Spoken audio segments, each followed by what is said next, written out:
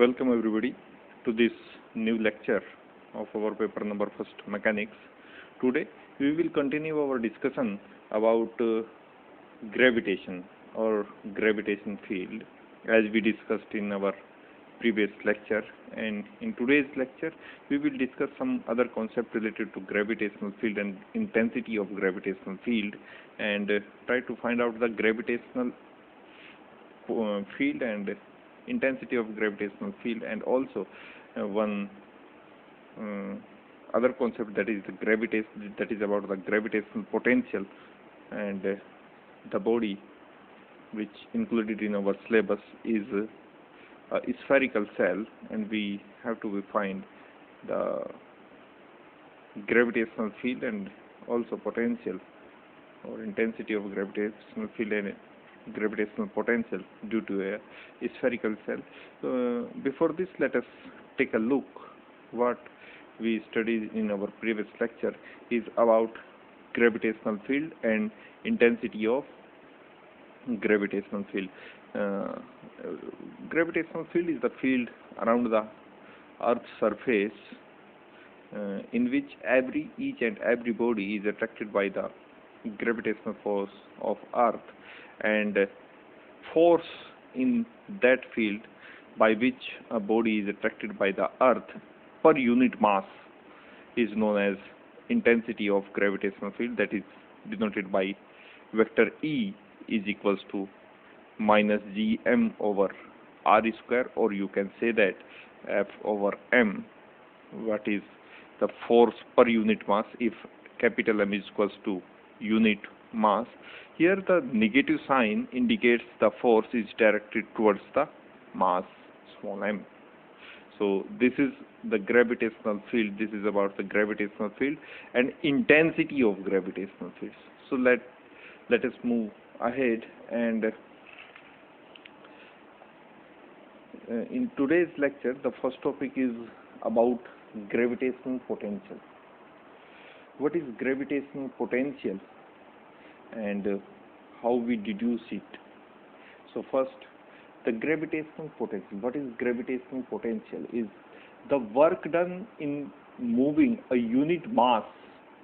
The work done in moving a unit mass from infinity to any point in the gravitational field of a body is called as gravitational potential at that point due to the body.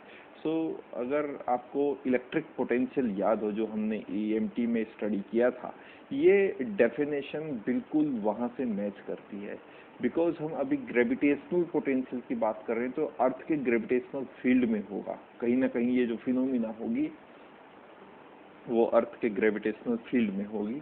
So work done, किसी भी unit mass को infinity से gravitational field के अंदर किसी point तक लाने में जितना कार्य करना पड़ता है, जितना वर्क डन करना पड़ता है, that is known as the gravitational potential.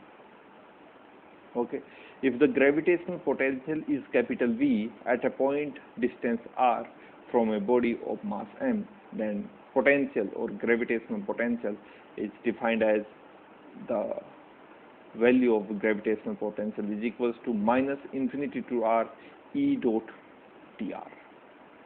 Okay, the line integral of gravitational or intensity of gravitational field, and this is also one matching form with electric potential. Okay, minus infinity to r E dot dr is equals to E dr, and value of E is, we studied later, earlier on, that the value of E is equals to gm over r square into dr. So minus with minus gives you positive result. Infinity to r gm over r square dr, because g and m are the two constants, so comes out of the integration, and we have to integrate 1 over r square dr between the limits infinity to r, which gives you the result that the gravitational potential at any point into the gravitational field is equals to gm over r minus gm over r. So look at this result. Look at this result. The gravitational intensity of gravitational field, which is equals to gm over r square, negative gm over r square and r cap, which shows the direction of gravitational intensity of gravitational field, which is a vector quantity. So why this unit vector shows the direction of intensity of gravitational field, and the difference between the electric potential and intensity of gravitational field is that the power of r is less here. 1 power of r into the denominator is less here. Means to say that intensity of gravitational field is with r square into the denominator, and the gravitational potential is proportional to the distance of that point from the mass, okay, or body.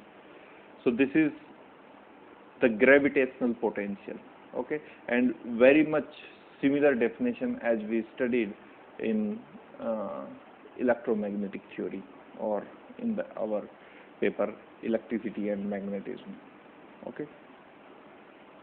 सो इन्हीं concept का हमें अभी use करना है और gravitational potential और field का value calculate करना है due to a spherical cell.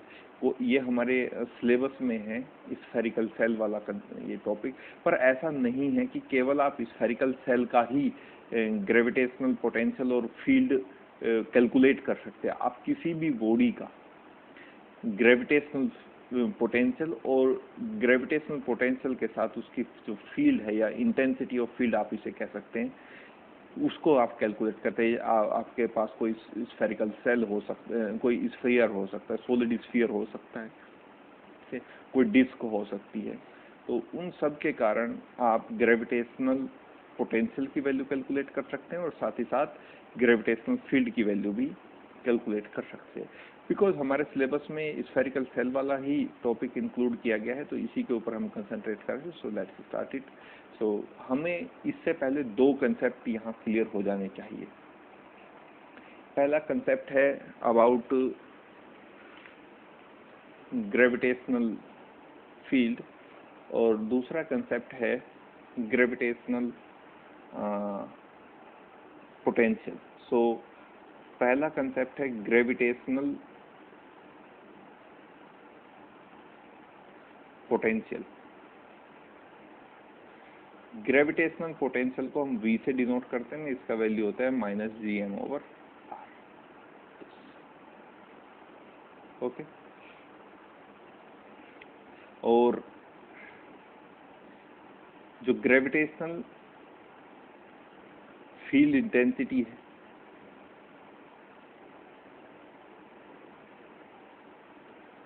Gravitational field intensity को हम कैपिटल E से डिनोट कर रहे हैं, that is equals to gm over r square and this, okay, this is actually the force per unit mass. This is force per unit mass, or which force? The gravitational force, because according to Newton the gravitational force is equals to gmm over r square. So if F over m is equals to, the value of F over m from here is gm over r square, and look at the magnitude of this field, intensity of gravitational field. Look at the magnitude of this, gm over r square, gm over r square.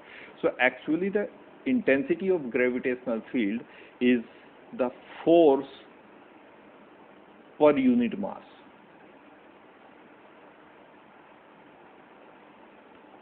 Force per unit mass, and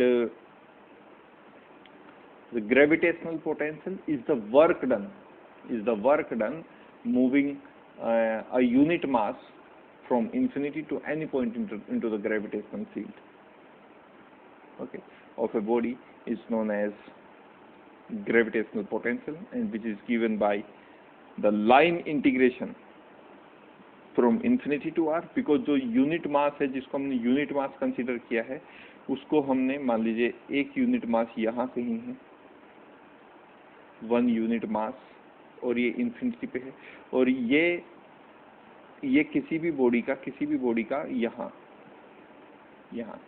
ये gravitational field है। तो इस unit mass को infinity से इस body के gravitational field में लाने के लिए जितना वर्क डन, के डिस्प्लेसमेंट हुआ है तो वर्क डन तो होगा, तो वो जितना वर्क डन करना पड़ेगा that is known as gravitational potential and given by the line integral of gravitational field intensity, this, and the result is V equals to minus gm over r, this.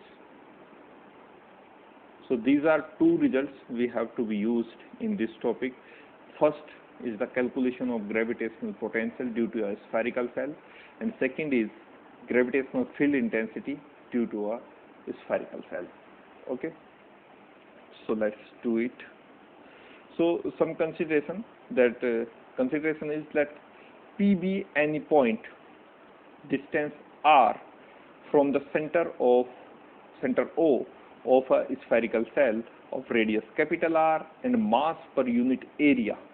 This is mass per unit area, that is surface density is sigma. ये हमारे पास एक spherical shell है। इस spherical shell से small r distance पे एक point है capital P, और इस पॉइंट पे हमें ग्रेविटेशनल फील्ड का पोटेंशियल फाइंड आउट करना है और इंटेंसिटी भी इसी पॉइंट पे फाइंड आउट करना है। तो जितने भी पॉइंट हम डिस्कस करेंगे, एक्चुअली स्फेरिकल सेल का केस हम बहुत जगह डिस्कस कर चुके हैं। हमने इसका मोमेंट ऑफ इनर्शिया भी फाइंड आउट किया है, और जब हम EMT को डिस्कस कर रहे हैं तो वहाँ भी हमने स्फेरिकल सेल को स्टडी किया था, और स्फेरिकल सेल के का हमने इलेक्ट्रिक फील्ड और पोटेंशियल दोनों वहाँ स्टडी किया था। तो यहाँ भी हम कुछ वैसा ही करने वाले हैं कि पहले हम इस स्फेरिकल सेल का पोटेंशियल फाइंड आउट करेंगे, ग्रेविटेशनल पोटेंशियल फाइंड आउट करेंगे, और फिर फील्ड इंटेंसिटी के ऊपर आएंगे। तो यहाँ पर मेनली हमारे पास 3 पॉइंट है जहाँ हमें इस स्फेरिकल सेल की वजह से ग्रेविटेशनल पोटेंशियल को फाइंड आउट करना है। फर्स्ट इज मान लीजिए ये आपके पास कोई स्फेरिकल सेल है, तो ये आउटलाइन है जो मैं यहाँ आपको बताने जा रहा हूँ। ये आउटलाइन है ऑफ दिस टॉपिक कि आपको इस स्फेरिकल सेल का जो हमने कंसिडरेशन किया है वो ये है कि इसका जो सेंटर है वो कैपिटल O है, इसका जो रेडियस को हमने कंसिडर किया है, इसकी जो रेडियस हमने कंसिडर की है वो कैपिटल R है, और जो सरफेस चार्ज डेंसिटी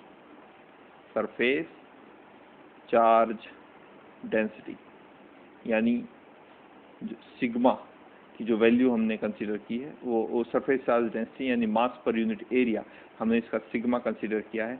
तो इस स्फेरिकल सेल का जिसकी रेडियस कैपिटल R है, जिसका सेंटर कैपिटल O है और सरफेस चार्ज डेंसिटी सिग्मा है, इसके 3 पॉइंट्स पर, पहला पॉइंट है कोई आउटर पॉइंट यहाँ, यानी इस स्फेरिकल सेल से बाहर कोई पॉइंट है, मान लीजिए यहाँ P, इस पॉइंट पर हमें ग्रेविटेशनल पोटेंशियल की वैल्यू फाइंड आउट करनी है और साथ ही साथ फील्ड इंटेंसिटी यानी ग्रेविटेशनल फील्ड इंटेंसिटी की वैल्यू कैलकुलेट करनी है। फिर दूसरा जो पॉइंट है वो यहाँ इसके सरफेस पे हम कंसीडर करेंगे, यानी at the surface of that spherical cell, और तीसरे केस में हम यहाँ कोई इनर पॉइंट हम कंसीडर करेंगे जहाँ हमें ग्रेविटेशनल पोटेंशियल और ग्रेविटेशनल फील्ड इंटेंसिटी की वैल्यू फाइंड आउट करनी है। यानी हमारा जो टास्क है वो कुछ इस तरह का है कि हमें इस स्फेरिकल सेल के कारण किसी बाह्य बिंदु पर, उसके पृष्ठ पर और उसके आंतरिक बिंदु पर इसका गुरुत्वीय विभव ग्रेविटेशनल पोटेंशियल की वैल्यू हमें फाइंड आउट करनी है।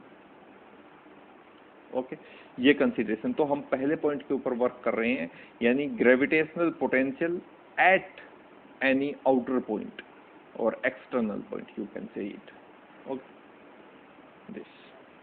So at a point outside the cell, this is our first point, and we want to find the gravitational potential and gravitational field intensity at a point which is outside the spherical cell, anywhere outside the spherical cell.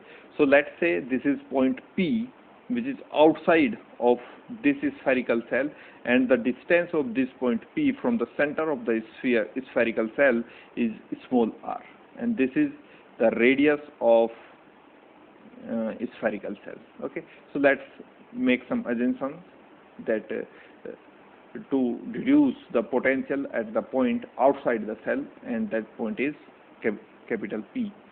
So this is the criteria that join OP and cut out a slice ECEFD. This CEFD actually जब moment of inertia हम solid sphere का और spherical shell का हम study कर रहे थे, तो वहाँ भी हमने एक स्लाइस वाला टॉपिक वहाँ भी किया था कि हमने एक स्लाइस जो आउटलाइन थी उस टॉपिक की वो कुछ इस तरह की होती थी कि हमारे पास एक स्फेरिकल सेल जैसी बॉडी हो या तो फिर सॉलिड स्फीयर जैसा केस हो, तो हम क्या करते थे कि मोमेंट ऑफ इनर्शिया, मान लीजिए ये आपके पास कोई स्फेरिकल सेल है। ओके, अब ये अगर आपके पास स्फेरिकल सेल है तो इस स्फेरिकल सेल का अगर आपको मोमेंट ऑफ इनर्शिया का थोड़ा सा डिस्कस कर लेते हैं, तो हम यहाँ एक स्लाइस कंसीडर कर लेते हैं। मैंने आपको दोनों केस वहाँ स्टडी करके दिखाए थे कि सॉलिड स्फीयर की अगर आप स्लाइस कट आउट करते हैं तो एक सॉलिड डिस्क के फॉर्म में हमारे पास आती है, और अगर हम कोई स्फेरिकल सेल है हमारे पास तो उसमें से अगर कोई स्लाइस, सर्कुलर स्लाइस हम कट आउट करते हैं तो फिर वो एक सर्कुलर रिंग के फॉर्म में हमारे पास वापस आती है। एक्चुअली जो ये हमें जो स्लाइस का जो फ्रंट व्यू या फिर आप इसे कह सकते हैं साइड व्यू दिखता है, वो कुछ इस तरह का दिखता है कि हमने ये वाला स्पेस और ये वाला इस तरह। तो ये वाली जो स्लाइस है इसको हम कह रहे हैं, जैसा हमने नाम दिया है CEFT, I think CEFT, yes, CD, ये F, ओके, CE।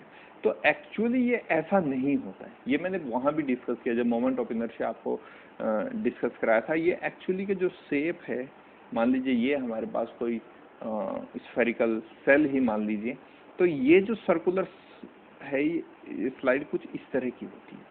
तो सर्कुलर जो स्लाइड है वो कुछ इस तरह की है,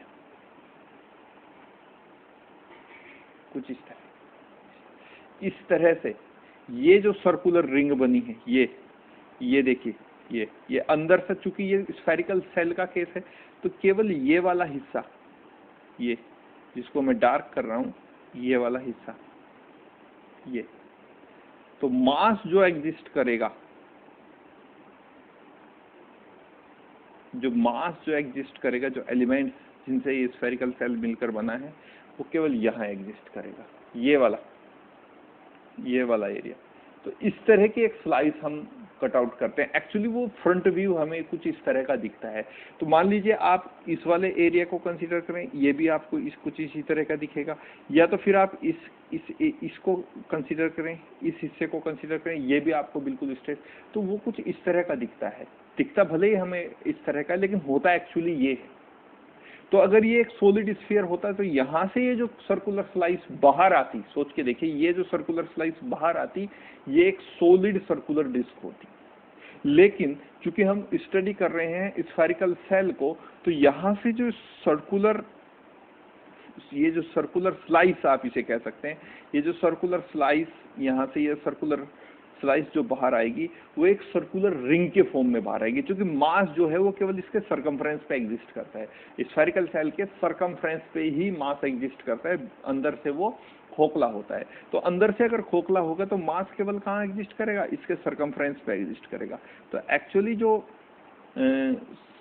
रिंग है, जो ये स्लाइस है, इसका शेप कुछ इस तरह का होता है। दिखाई फ्रंट व्यू के कारण हमें वैसे देती है, लेकिन एक्चुअली जो शेप है वो कुछ इस तरह का होगा। ये सर्कुलर शेप की जो स्लाइस है ये बाहर आएगी यहाँ से। तो ये कंसीडरेशन हम करते हैं, और ऐसा कंसीडरेशन हमने मोमेंट ऑफ इनर्शिया में भी किया था।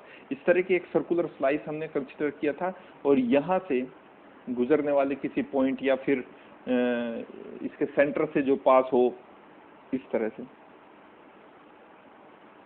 इस तरह से ये कोई एक्सिस हमने कंसीडर किया था वाई वाई डैश, और इसके अबाउट हमने इसका moment of inertia find out किया था, और फिर हमने कहा था कि यहाँ से यहाँ तक इस तरह की जितनी भी सर्कुलर स्लाइस है, यानी ये पॉइंट को अगर हम ओरिजिन कहें तो ये भी डिस्टेंस r है और ये भी डिस्टेंस r है, तो इसका इंटीग्रेशन आप कहां से कहां तक कर दें, -r to r, end moment of inertia of moment of inertia of circular ring, circular. तो इस तरह से आप टोटल जो स्फेरिकल सेल है उसका moment of inertia find out कर सकते हैं। ठीक, तो कुछ यही कंसेप्ट हमें यहाँ यूज करना है।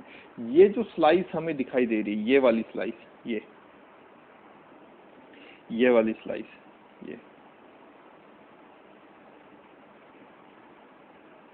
ये वाली,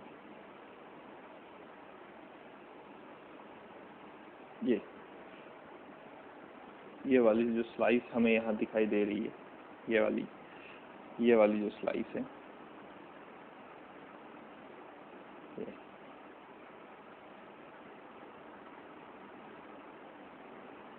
ये वाली जो स्लाइस है, एक्चुअली इसी सर्कुलर स्लाइस का एक फ्रंट व्यू है। ये वाला हिस्सा समझ, क्योंकि ये वाला हिस्सा तो पीछे चला जाएगा तो दिखाई नहीं देगा, तो फ्रंट ये है, ये वाला हिस्सा हमें इसका दिखाई दे रहा है। ओके, सो दिस, तो ये हमारे पास एक सर्कुलर रिंग के फॉर्म में आएगी। ये एक्चुअली पीछे भी उसी तरह की होगी, क्योंकि ये इसका फ्रंट व्यू है, इस कारण ये हमें इसके इस तरह से स्ट्रेट लाइन दिखाई दे रही है। इसके पीछे भी ये वैसे आएगी और सर्कुलर फॉर्म में हमारे पास वापस आएंगे। ये हम डिस्कस कर चुके हैं पहले मोमेंट ऑफ इनर्शिया में भी, और अभी भी हम यहाँ डिस्कस कर रहे हैं। So this is a slice CEFD in the form of a ring. यही मैं आपको समझाने की कोशिश कर रहा हूँ कि एक रिंग के फॉर्म में बाहर आएगी, क्योंकि ये एक स्फेरिकल सेल है। अगर ये एक सॉलिड स्फीयर होता, तो ये पूरा का पूरा मास अंदर तक फिलअप होता,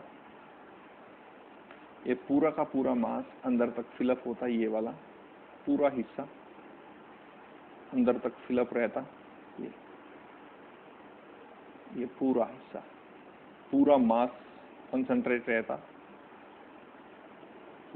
तो अब ये जो सर्कुलर यहाँ से स्लाइस बाहर आती, ये एक सर्कुलर डिस्क के फॉर्म में आती, ये रिंग नहीं होता, क्योंकि मास अब केवल इसके सर्कमफ्रेंस पे नहीं है, अब मास ये पूरे सॉलिड के पूरे वॉल्यूम में फैला हुआ है, पूरे जो वॉल्यूम में कंसंट्रेट इक्वली यूनिफॉर्मली, हम जिसको बोलते हैं यूनिफॉर्मली मास डिस्ट्रीब्यूटेड है।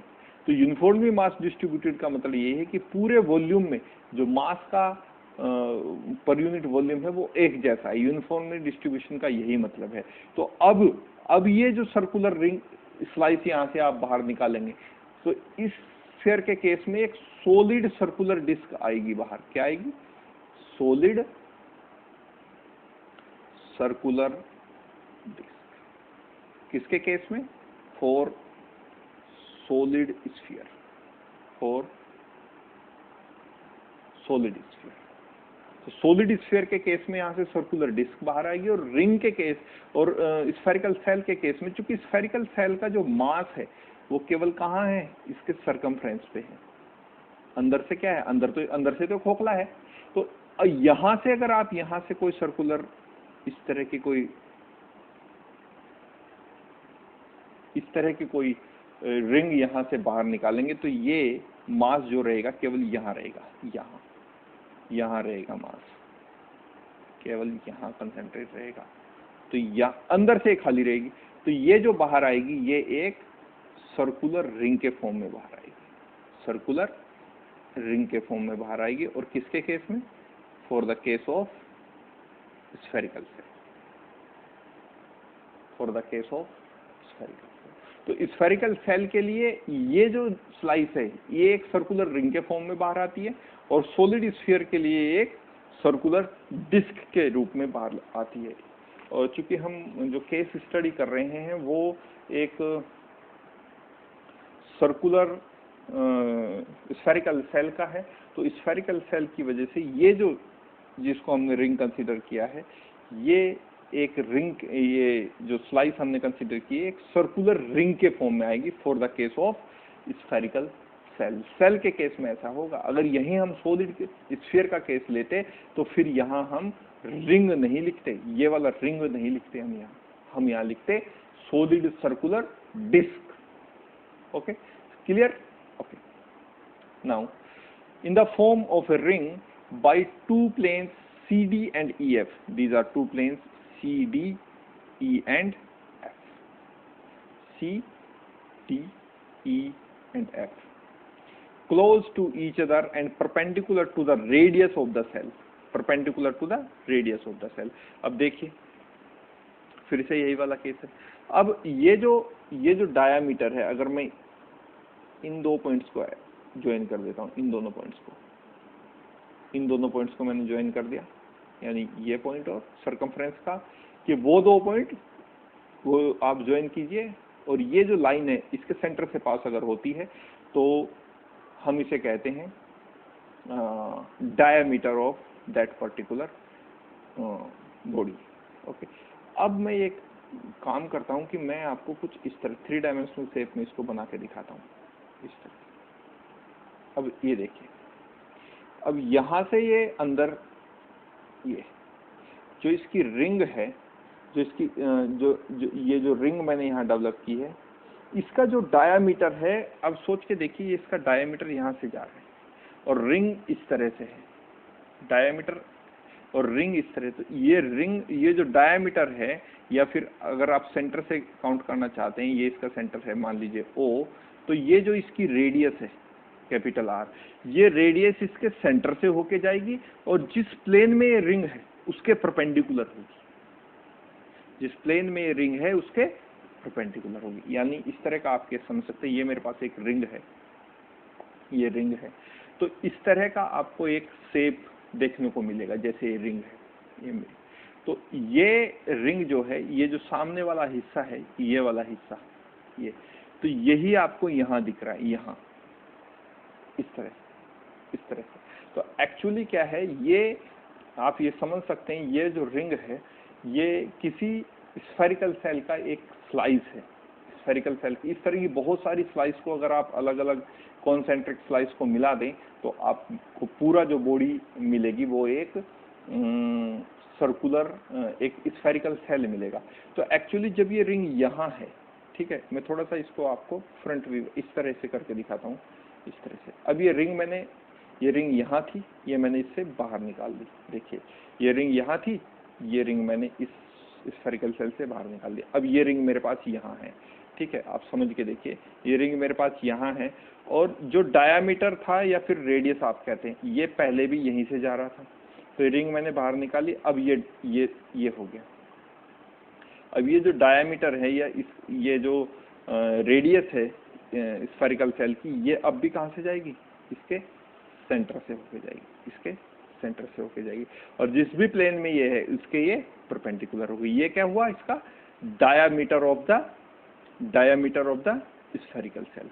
तो इस तरह से जो रेडियस है वो इस रिंग के परपेंडिकुलर होगी, और मैं अगर इसका टॉप व्यू आपको दिखाऊं तो कुछ इस तरह का होगा। अगर इस प्लेन में, इस कागज के प्लेन में आप इस रिंग को कंसीडर कर रहे हैं तो जो रेडियस होगी या डायमीटर होगा वो कुछ इस तरह से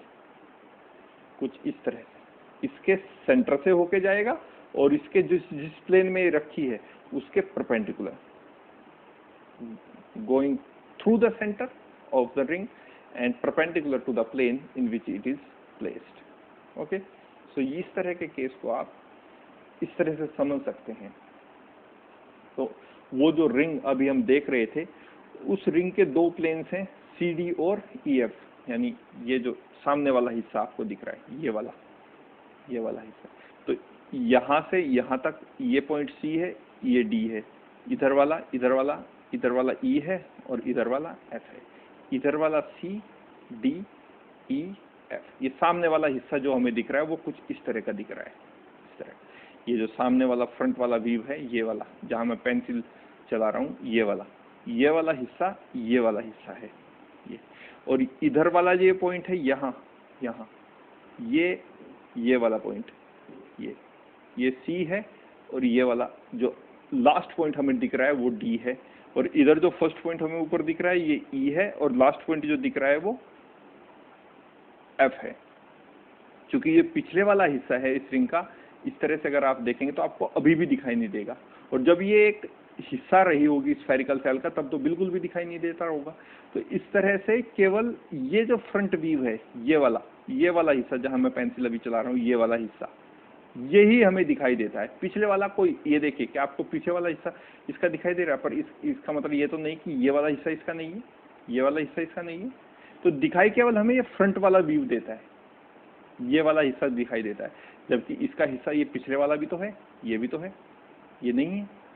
तो इस तरह से जो हमें दिखाई देता है ये वाला हिस्सा जो फ्रंट व्यू दिखाई दे रहा है ये वाला हिस्सा है, ये जिसको हम प्लेन कह रहे हैं सी डी ई और एफ। ओके, तो अब आई होप ये आपको बात क्लियर हो गई होगी that C D and E F close to each other and perpendicular to the radius of the cell.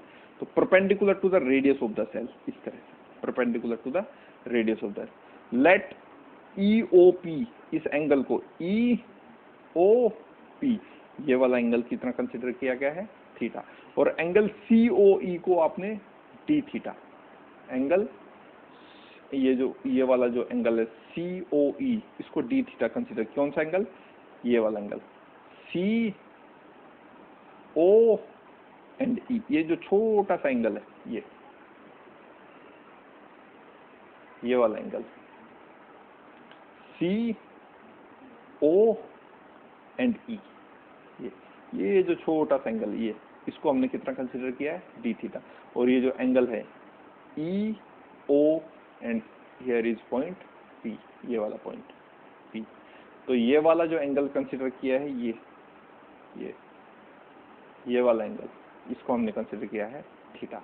तो अभी थोड़ा सा मैथमेटिकल डिस्कशन करते हैं और potential, gravitational potential find out करते हैं at a point outside the shell, okay. So let's do some mathematics. यहाँ देखिए इस तरह से,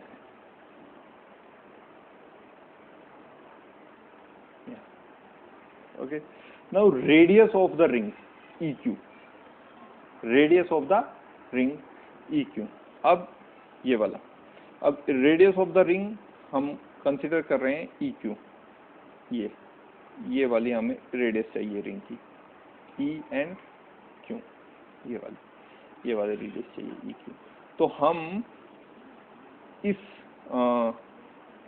ट्रायंगल में काम कर रहे हैं, ट्रायंगल EO एंड Q। फिर से मैं आपको दिखाने का प्रयास करता हूँ, ये हमें चाहिए EQ यानी रेडियस ऑफ दिस रिंग। चूंकि मैंने अभी आपको बहुत अच्छे से समझाने का प्रयास किया कि ये वाला जो फ्रंट व्यू है, ये जो फ्रंट वाला हिस्सा हमें दिख रहा है, ये एक्चुअली रिंग सर्कुलर ही है, लेकिन हमें दिखता ये वाला हिस्सा है। तो इस रिंग की जो रेडियस है वो है EQ। तो EQ निकालने के लिए हम एक ट्रायंगल यूज कर रहे हैं, that triangle OE and Q। अब OEQ ट्रायंगल है अगर, तो आपके पास हमें चाहिए ये EQ, यानी इसका जो लंब है वो हमें चाहिए, और इसका जो हाइपोटेन्यूज है, कर्ण है, वो हमें पता है O से E तक की डिस्टेंस किसके बराबर होगी, is equals to the radius of the ring. तो अगर मैं इस ट्रायंगल में कंसिडर कर लूं, इस ट्रायंगल में निकालने की कोशिश करूं, इस ट्रायंगल OEQ में साइन थीटा में निकालता हूं, sine theta. So sine theta बराबर किसका होगा, लंब बटे कर्ण, long over hypotenuse. So long कितना है इसका, EQ, और हाइपोटेन्यूज कितना है इसका, OE। तो मुझे चाहिए actually radius of the ring. So radius of the ring कितनी हो जाएगी, EQ कितना हो जाएगा, EQ इक्वल्स टू हो जाएगा OE इंटू साइन थीटा। अब OE साइन थीटा क्या आ गई, इसकी रेडियस आ गई। अब OE साइन थीटा अगर इसकी रेडियस आ गई तो OE की वैल्यू तो मुझे पता है, the point joining the centre to the circumference of any spherical shape is equals to the radius of that spherical shape, and spherical radius of a spherical cell is capital R. So value of OE is capital R. And so radius of the ring कितनी आ गई मेरे पास? R sin theta. Radius of ring कितना आ गया मेरे पास? I sin theta. Okay अब देखिए, so radius हमने कंसीडर कर ली, रेडियस हमने कैलकुलेट कर ली, और वो जो रेडियस आई मेरे पास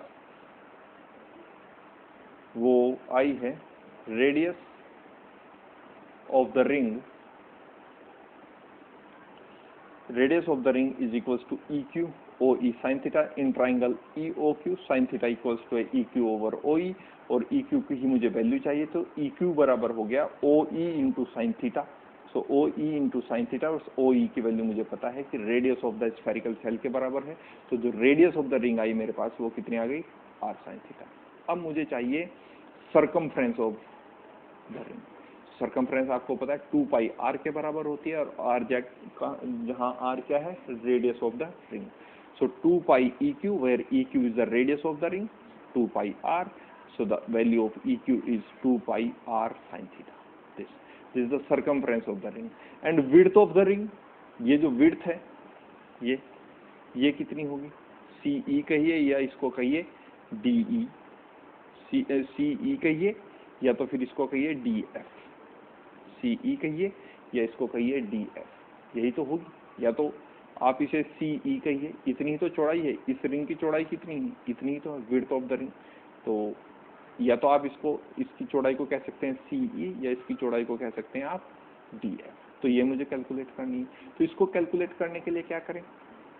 देखिए, अगर मुझे CE चाहिए तो इतने छोटे से एक ट्रायंगल में मैं वर्क कर रहा हूँ, इतने छोटे से एक ट्रायंगल में मैं वर्क कर रहा हूँ.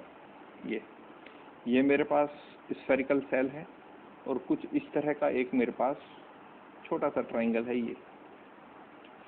ये पॉइंट है O, ये पॉइंट है C, और ये पॉइंट है E, और OE मुझे पता है R के बराबर है, और इस एंगल का भी मुझे, छोटे से एंगल का भी पता है कि एंगल कितना है? D थीटा है.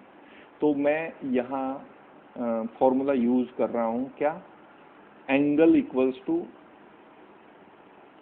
Arc over radius.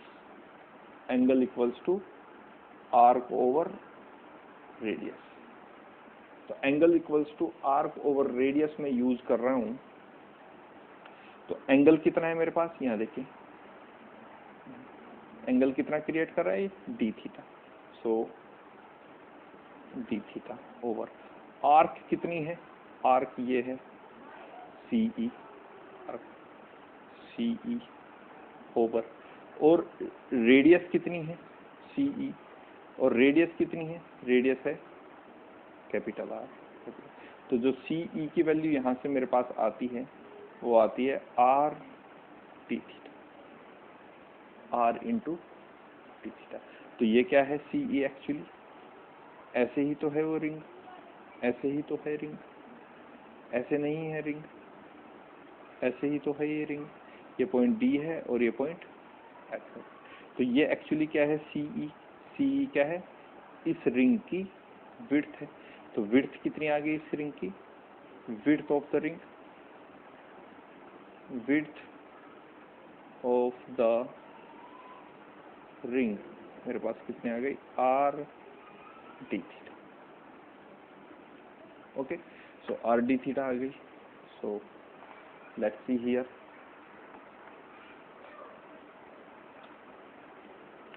R d theta आ गई. सो मेरे पास जो विड्थ ऑफ द रिंग है वो कितनी आ गई? CE equals to R d theta. और सर्कमफ्रेंस मैंने पहले कैलकुलेट की थी, वो कितनी थी? 2 पाई R sin थीटा. तो सर्कमफ्रेंस और विड्थ की अगर मैं मल्टीप्लाई कर दूं तो मेरे पास आ जाएगा surface area of the ring. तो मैं अब सरफेस एरिया को कैलकुलेट करने का प्रयास करते हैं.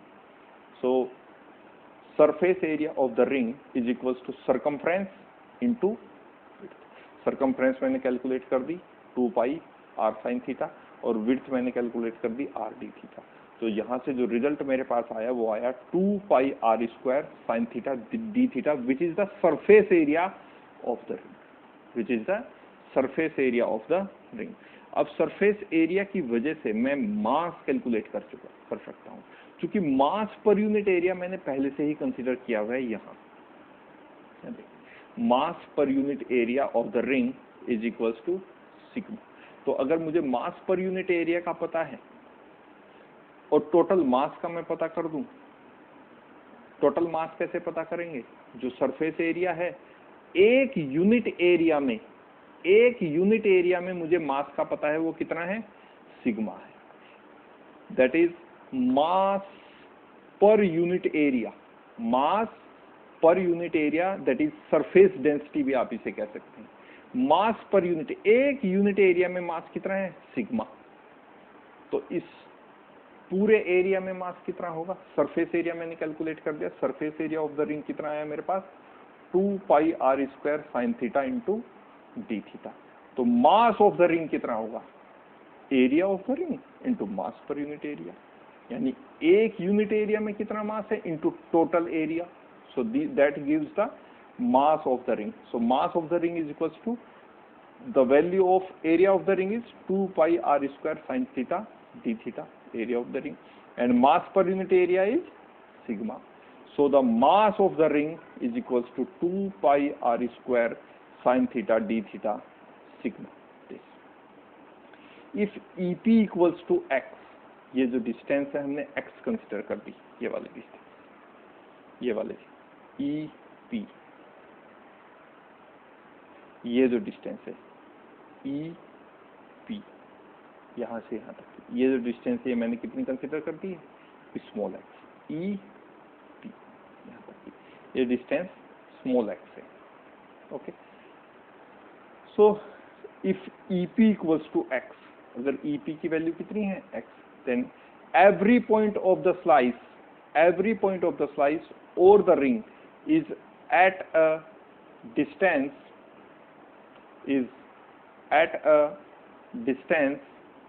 x from P, and therefore potential at any point P due to the ring is given by this. देखिए इस पॉइंट में हमने क्या कहा है कि अगर यहां से इस पॉइंट P से E का डिस्टेंस x है, तो इस बात को हम कैसे समझ सकते हैं? यहाँ देखिए, ये मेरे पास रिंग है, ये रिंग। अब इस रिंग को मैं ऐसे प्लेस कर सकता हूँ। देखिए, सोच के देखिए, ये रिंग है, इसको मैंने ऐसे प्लेस कर दिया, ये रिंग है, इसको मैंने ऐसे प्लेस कर दिया। ओके, अब यहाँ मान के देखिए, एयर में कंसिडर आपको करना पड़ेगा। यहाँ मैं यहाँ लगा देता हूँ, एयर में मान लीजिए ये पॉइंट है कोई यहाँ, इसकी मिड पॉइंट से जो इसका जो सेंटर है इस रिंग का जो सेंटर है, इससे एयर में यहाँ कोई पॉइंट है P, और यहाँ इस पॉइंट पे मैं ग्रेविटेशनल पोटेंशियल को फाइंड आउट करने की कोशिश कर रहा हूँ। तो सोच के देखिए कि अगर आप इस डिस्टेंस को, यहाँ से इस पॉइंट की डिस्टेंस को x कहते हैं, ये एयर में कोई पॉइंट है, तो ये पॉइंट भी x डिस्टेंस पे होगा, यहाँ से ये पॉइंट भी x डिस्टेंस पे होगा, ये पॉइंट भी x डिस्टेंस पे होगा, ये पॉइंट भी x पे होगा, ये पॉइंट भी x पे होगा, ये पॉइंट भी x पे होगा, ये पॉइंट भी, यानी इस सरकमफ्रेंस पे जितने भी पॉइंट हैं वो सारे के सारे की डिस्टेंस फ्रॉम दिस पॉइंट कितनी होगी? x होगी। क्योंकि मान लीजिए ये कोई किसी भी एक पॉइंट की, मान लीजिए जितने भी पॉइंट सरकमफ्रेंस पे होंगे उनकी इस पॉइंट से यहाँ तक की ये जो डिस्टेंस होगी, ये मैंने x कंसीडर कर ली। तो ये जो सरकमफ्रेंस के सारे पॉइंट है, इस पॉइंट से कितनी डिस्टेंस पे हो गई? ये वाला पॉइंट कोई अलग थोड़े चला गया, ये भी तो सरकमफ्रेंस पे ही तो है। ये पॉइंट भी, ये पॉइंट भी, ये पॉइंट भी, ये जितने भी पॉइंट है इस पॉइंट से कितने डिस्टेंस पे होंगे? x डिस्टेंस पे, स्मॉल x डिस्टेंस पे। अगर मैं इसको कुछ और कंसीडर किया तो उतनी डिस्टेंस पे कंसीडर कर। मैं कह रहा हूँ ये डिस्टेंस मैंने काउंट कर लिया, 10 सेंटीमीटर आई। तो हर पॉइंट इस पॉइंट से कितनी डिस्टेंस पे होगा? सरकमफ्रेंस का प्रत्येक पॉइंट, प्रत्येक बिंदु इस पॉइंट से कितने डिस्टेंस, ये भी 10 सेंटीमीटर, ये भी 10 सेंटीमीटर, ये भी 10 सेंटीमीटर, ये भी 10 सेंटीमीटर, ये भी 10 सेंटीमीटर, ये भी 10 सेंटीमीटर, ये भी 10, क्योंकि एक ही सरकमफ्रेंस पे स्थित ये सारे बिंदु हैं, एक ही सरकमफ्रेंस पे, एक ही परिधि पर स्थित ये सारे पॉइंट्स हैं। ठीक है, तो ये हमने अभी कंसिडरेशन किया है कि ये कोई पॉइंट है यहाँ सरकमफ्रेंस का ई, और इसकी डिस्टेंस है इस पॉइंट पी से जहाँ हम ग्रेविटेशनल पोटेंशियल को फाइंड आउट करने की कोशिश कर रहे हैं। इस पॉइंट से इसकी डिस्टेंस है स्मॉल एक्स। तो ई के जितनी डिस्टेंस ई की होगी, इस सरकमफ्रेंस पे जितने पॉइंट्स होंगे उन सब की डिस्टेंस भी कितनी होगी, इससे एक्स ही होगी। तो let's see this. So every point of the slice or the ring is at a distance x from P, and therefore potential at point P due to the ring is given by dV। अब potential अगर आपको find out करना है तो formula ये लगेगा, the potential gravitational potential is equals to minus gm over r, जहां g gravitational universal gravitational constant है, m mass of that body है, और जिसके ग्रेविटेशनल फील्ड में आप पोटेंशियल फाइंड आउट करना चाहते हैं, तो इस स्फेरिकल सेल के कारण इसके ग्रेविटेशनल फील्ड में आप पोटेंशियल फाइंड आउट करना चाहते हैं, तो ये आ गया मास ऑफ द स्फेरिकल सेल कहना चाहिए, लेकिन अभी हम रिंग के साथ डील कर रहे हैं तो हम कहेंगे मास ऑफ द रिंग। और आर क्या है, distance at which we want to find the gravitational potential, that is equals to R, और हमने यहाँ भी इसको आर ही सपोज किया है। तो इसका मतलब माइनस जो का तो रहेगा ग्रेविटेशनल यूनिवर्सल ग्रेविटेशनल कांस्टेंट जो का तो रहेगा, और ये डिस्टेंस आर भी जो की तो रहेगी। बस क्या किसकी वैल्यू हम पुट करेंगे यहाँ, मास of that ring, that circular ring. तो हमने मास ऑफ दैट सर्कुलर रिंग का वैल्यू यहाँ पुट करना है। Okay, so potential at any point P due to the ring is given by dV is equals to minus g, minus is same, g is same, and चूंकि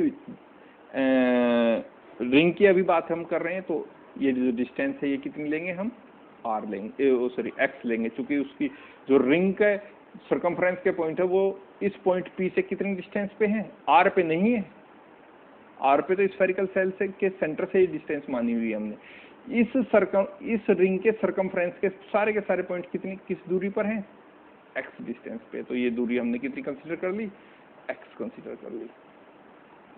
सो the potential dV is equals to minus g, this formula gm over r, so minus g mass of the ring over x is the distance of the mass from the point P at which we want to find the gravitational potential. चूंकि जो ring का मास है वो कहाँ है, इसके circumference पे है, और सरकमफ्रेंस से इस पॉइंट की डिस्टेंस कितनी है, x। तो मास से डिस्टेंस देखनी है, मास से कहाँ मास एग्जिस्ट करता है, तो मास कहाँ एग्जिस्ट करेगा, इस रिंग के, ये वाली जो रिंग है हमारे पास, इस रिंग का मास कहाँ, यहाँ अंदर करेगा, यहाँ इसके पास मास है नहीं है, मास कहाँ है, केवल इसके सरकमफ्रेंस पे।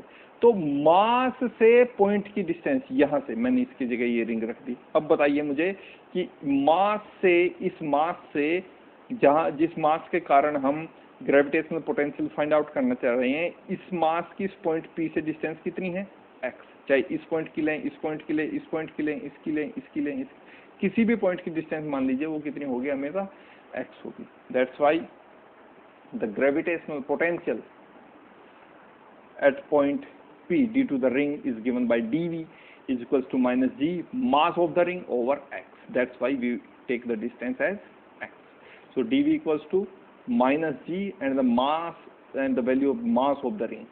Value of the mass of the ring is 2 pi r square sin theta d theta sigma. So put here, then 2 pi r square sin theta d theta sigma over x. Say this is equation number first. Okay. Now in triangle OEP में एक formula हम लगा रहे हैं। कौन सा triangle मैं दिखा देता हूं आपको, ये वाला ट्राइंगल है, ये वाला OEP, और इसका ये एंगल थीटा है। तो ये वाला फॉर्मूला हम लगा रहे हैं यहाँ, दैट EP स्क्वायर मतलब ये distance EP, the square of EP, that is EP square is equals to OE square plus OP square. अब OE स्क्वायर कौन सा है? OE, ये डिस्टेंस OE है, और यहाँ सेंटर से इस पॉइंट की डिस्टेंस जो कि R के बराबर है, और OE किसके बराबर? Radius of the spherical cell, और EP किसके बराबर है? X के बराबर है, इनटू माइनस के साथ -2OE OP cos theta. So EP square that is equal to X square, OE square that is equal to the radius of the spherical cell, OP is equals to R square, that is the distance of point P from the center of the spherical cell, minus 2 is as it is, the value of OE is capital R, the value of OP is small r, and cos theta is as it is. So differentiating this equation, differentiating this expression with respect to theta, theta के respect में हम इसको differentiate करना चाहते हैं, तो differentiate करेंगे with respect to theta, तो x स्क्वायर का differentiation with respect to theta is 2x dx over d theta, और जब d ओवर d थीटा के रेस्पेक्ट में r का डिफरेंशिएशन करेंगे, क्योंकि ये कांस्टेंट क्वांटिटी है तो इसका डिफरेंशिएशन हो जाएगा 0। स्मॉल r भी एक कांस्टेंट क्वांटिटी, इसका डिफरेंशिएशन भी हो जाएगा 0, और जो minus is as it is, 2 is as it is, r is as it is, capital small r is as it is. The differentiation of cos theta with respect to theta is gives you minus sin theta. D by d theta of cos theta is minus sin theta. So differentiating with respect to theta on both sides, you can say it. So the left hand side gives us minus 2x dx by d theta. अब x का क्यों हमने x को constant हम क्यों नहीं consider कर सकते? x को हम इसलिए कांस्टेंट कंसीडर नहीं कर सकते क्योंकि देखिए रिंग आपने यहाँ कंसीडर की है, तो जरूरी थोड़ा ही कि ये रिंग यही हो। ये रिंग को आप यहाँ भी कंसीडर कर सकते हैं, यहाँ भी कंसीडर कर सकते हैं, यहाँ भी कंसीडर कर सकते हैं, यहाँ भी कंसीडर कर सकते हैं। यानी ये इस प्रकार की जो रिंग है वो इस स्फेरिकल सेल के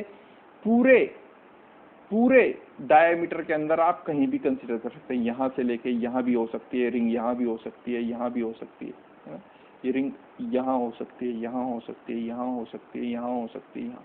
तो इसलिए ये जो डिस्टेंस है x ये वेरी करती रहेगी, ये डिस्टेंस है x ये वेरी करती रहेगी। अगर रिंग आपने यहाँ ली है तो चलिए ठीक है x है, ये x। जैसे आप रिंग यहाँ कंसीडर करेंगे यहाँ भी कर सकते हैं आप, ये रिंग यहाँ भी कंसीडर कर सकते हैं। ये देखिए डिस्टेंस बदल गई x, फिर यहाँ कंसीडर करेंगे तो ये डिस्टेंस भी बदल जाएगी x, लेकिन सेंटर से डिस्टेंस हमेशा क्या रहेगी इसकी? स्मॉल r ही रहेगी। और OE का जो वैल्यू है यानी जो इसका रेडियस है स्फेरिकल सेल का, वो भी हमेशा क्या रहेगा? कैपिटल R रहेगा। यानी ना स्मॉल r चेंज हो सकता ना कैपिटल R चेंज हो सकता, केवल क्या चेंज हो सकता है? स्मॉल x, क्योंकि हम इस रिंग को कहीं भी through out the limits of this spherical cell कहीं भी कंसीडर कर सकते हैं। इस कारण ये जो डिफरेंशिएशन हुआ है लेफ्ट हैंड साइड में, यहाँ हमने वेरिएबल होने के कारण dx का स्फेरिकल dx का जो डिफरेंशिएशन किया है वो विद रेस्पेक्ट टू थीटा किया है। नहीं तो हम इसको अगर कांस्टेंट ट्रीट करते या ये कांस्टेंट क्वांटिटी होती तो इसका भी differentiation with respect to theta क्या हो जाना चाहिए था? 0 हो जाना चाहिए था, लेकिन हमने 0 ना करके इसको एक वेरिएबल ट्रीट किया है। इस कारण इसका डिफरेंशिएशन हो गया 2x dx by d theta. R square चूंकि एक कांस्टेंट क्वांटिटी है तो इसका differentiation with respect to theta 0। Small R square भी एक कांस्टेंट क्वांटिटी है, इसका भी differentiation with respect to theta 0। Minus is same, 2 is same, small capital R is same, small R is same, and differentiation of cos theta with respect to theta, that is d by d theta of cos theta gives you minus sin theta. Then 2 is cancelled with 2 and we are left with x dx d theta on the left hand side, and with this minus and this minus, this result is positive, and on the right hand side we have capital R small r sin theta, and the value of r x from here is r sin theta. This is the quantity as we get from the right hand side, and d theta is over dx, this is cross multiplied, so the value of x from here is r capital R R sine theta d theta over d x this. अब इस वैल्यू को हम equation number first, ये जो हमारे पास equation है, ये वाला equation dv equals to minus G 2 pi R square sine theta d theta sigma over x, यहाँ हम इस x की वैल्यू को यूज करेंगे और यहाँ से हमारे पास फाइनल एक्सप्रेशन आएगा of the potential of the ring at point P। और फिर हम जो स्फेरिकल सेल की रेडियस है, जो उसकी लिमिट्स हैं, उनके बीच में उसका इंटीग्रेशन करेंगे और वहां से हमें पोटेंशियल फाइंड आउट हो जाएगा, ग्रेविटेशनल पोटेंशियल की वैल्यू आ जाएगी due to this spherical shell. So let's do this. देखिए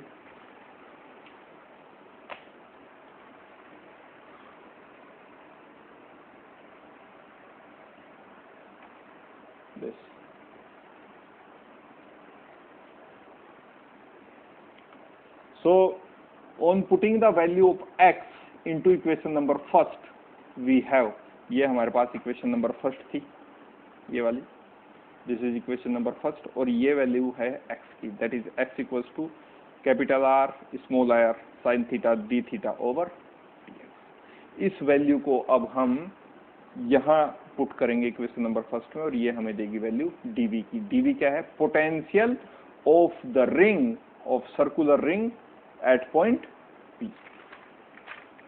तो यहां से हम इस वैल्यू को जब पुट अप करते हैं, यानी on putting the value of x into equation number first, we have dv equals to minus G 2 pi R square sine theta d theta sigma as it is over the value of x is R R sine theta d theta over dx। तो dx लगा numerator में।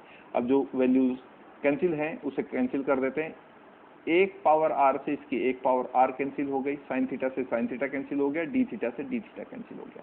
अब जो rest of the quantities हमारे पास बची हैं वो कुछ इस तरह की है, minus G 2 pi r sigma over r into t x, this is equation number 2। इसको हमने क्या कंसिडर कर दिया? Equation number 2। Now on integrating the above equation number 2, expression between the limits x equals to r minus r to the limit which is also the limit of x, that is equals to bp r plus r gives the potential of v at point P due to the whole cell। अभी limits किस तरह से decide होंगी देखिए, ये हमारे पास figure थी, ठीक है, ये हमारे पास फिगर है और इस फिगर में इस स्फेरिकल सेल की जो हमने रिंग कंसीडर किया था, इसके कारण हमें पोटेंशियल फाइंड आउट करना है। अब इस तरह की रिंग कहां से कहां तक हो सकती है, ये हमें देखना है। देखिए, इस समय जब हमने किसी एक्सटर्नल पॉइंट को कंसीडर किया है to be find out the potential P, इस पॉइंट P पे हमने पोटेंशियल फाइंड आउट करना है। तो अभी जो स्मॉल r का वैल्यू है वो रेडियस ऑफ द रिंग यानी कैपिटल R से ज्यादा है, यानी इस केस में जो R का वैल्यू है क्या स्मॉल r की, वो कैपिटल R से ज्यादा है। तो देखिए ये रिंग्स कहाँ कहाँ हो सकती हैं, ये रिंग यहाँ हो सकती है, यहाँ हो सकती है, यहाँ हो सकती है, यहाँ हो सकती है, यहाँ हो सकती है, यहाँ हो सकती है, यानी सेंटर से इधर लेफ्ट हैंड साइड में कहीं भी हो सकती है। तो सेंटर से इधर ये डिस्टेंस कितनी होगी, ये डिस्टेंस कितनी, यहाँ से यहाँ तक, ये देखिए लिमिट्स हमने इस तरह से कंसीडर की है that x equals to AP and x equals to BP, यानी ये जो लिमिट्स हैं वो A से पॉइंट P तक, ये जो पोटेंशियल की लिमिट है वो A से पॉइंट P तक ये डिस्टेंस और B से पॉइंट P तक ये डिस्टेंस, यानी ये जो रिंग है वो कहाँ से स्टार्ट होगी, यहाँ से पॉइंट A से इधर इधर लेफ्ट हैंड साइड में कहीं भी ये रिंग हो सकती है, और कहाँ तक एक्सटेंड हो सकती है, पॉइंट B तक। यानी जो लिमिट्स हमारे पास x की रहेगी वो या तो A से AP तक हो सकती है, यानी AP ये जो डिस्टेंस हम कंसीडर कर रहे हैं, ये डिस्टेंस हम कंसीडर कर रहे हैं, ये देखिए ए से यहाँ से स्टार्ट हो सकती है रिंग। सोच के देखिए स्फेरिकल सेल है और रिंग कहाँ से स्टार्ट हो सकती है, सबसे छोटी रिंग कहाँ कटेगी ए पर, और सबसे लास्ट वाली रिंग कहाँ तक कट सकती है बी तक। अब इस पॉइंट पे अगर रिंग है तो इसके कारण पॉइंट पी पर अगर पोटेंशियल फाइंड आउट करना है तो मुझे लिमिट लेनी पड़ेगी ए से पी तक, यानी एपी। और एपी कितनी होगी, आप अगर इस डिस्टेंस में से जो स्मॉल आर के बराबर है ये डिस्टेंस कट आउट कर दें जो कि ओ ए के बराबर, जो कि radius of the spherical shell के बराबर है, तो मेरे पास वैल्यू आ जाएगी ए से पी तक की, यानी मेरे पास वैल्यू आ जाएगी small R minus capital R, ये मेरे पास आ गई लोअर लिमिट। और ये रिंग लास्ट कहाँ तक कट सकती है, बी तक कट सकती है, तो बी से पी तक की डिस्टेंस कितनी हो जाएगी, R plus capital R, small R plus capital R, तो ये हो जाएगी मेरे पास अपर लिमिट। यानी रिंग का जो मिनिमम जो पहले वाली रिंग कट सकती है वो कट सकती है यहाँ पॉइंट ए पर, और लास्ट रिंग कटेगी पॉइंट बी तक। जो रिंग एक्सटेंड करती है वो करते हैं from point A to point B, क्योंकि स्फेरिकल सेल के अंदर ही तो रिंग होगी, बाहर थोड़े ना रिंग होंगी। तो इस कारण जो अब लोअर लिमिट होगी वो होगी small R minus capital R, that is A P this distance, और जो अपर लिमिट होगी वो होगी बी पी दिस, और बी पी होगी capital R plus small R. तो इन लिमिट्स के बीच में हम इसका इंटीग्रेशन कर देते हैं, और इंटीग्रेशन के बाद जो हमारे पास वैल्यू आएगी वही हमारे पास फाइनल रिजल्ट होगा। So integrating this equation, equation number 2, between these limits x equals to A P small R minus capital R to the x equals to bp small r plus capital R. So potential at point P due to the whole cell, पूरे cell के कारण, is potential of the left hand side, that is dV gives you V, and potential of the right hand side minus is from here. The lower limit is x equals to small r minus capital R, and the upper limit is x equals to small r plus capital R, g 2 pi r sigma over small r into dx. This. So g is universal gravitational constant, is a constant quantity. So coming out of the integration, 2 and pi is also a constant quantity. R, the radius of the cell, is also a constant quantity. Sigma, mass per unit area. If mass is uniformly distributed through whole the volume of the spherical cell, then sigma is also constant. And small r, the distance of point P from the center of the spherical cell. If point P is fixed, then small r is also fixed. So this whole quantity g 2 pi r sigma over small r is constant. So coming out of the integration, and we are left with lower limit is r minus small r minus capital R to the r plus r and into dx, and the integration of dx is x, lower limit, upper limit. On putting the limit in place of r, so r plus r minus r plus r, so r is cancelled with r, and we are left with minus g 2 pi r sigma over small r into 2r, and we have v is equals to minus 4 pi r square sigma into g. And what is 4 pi r square sigma? What is 4 pi r square sigma? Mass of the spherical cell. कैसे देखिए, ये क्या है, area of the spherical cell, और ये क्या है, मास पर यूनिट एरिया। एक यूनिट मास में कितना, एक यूनिट एरिया में कितना मास है वो देता है मुझे सिग्मा। तो इस एरिया में कितना मास होगा, that is the total mass of that spherical shell, that is equals to capital N, मान लीजिए से।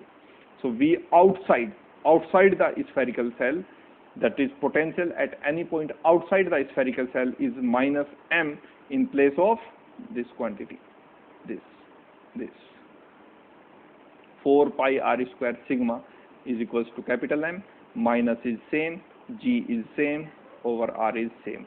So v outside, that is potential at a point outside the spherical cell, is minus gm over r, that is the equation number 3. That is the same result as due to a mass m at point O, that is the origin. Thus the mass of the spherical cell behaves as though it were concentrated at its center. तो जो मास, जो मास है spherical shell का वो कुछ इस तरह से बिहेव करता है जैसे पूरा का पूरा मास कंसंट्रेट हो कहाँ, at the center of the spherical cell, because this is the same result as we derived earlier. This result, this, look at this. So this is the potential due to a spherical cell at any external point, and that's all for now to this lecture, and meet you into the next one. Till then, thank you.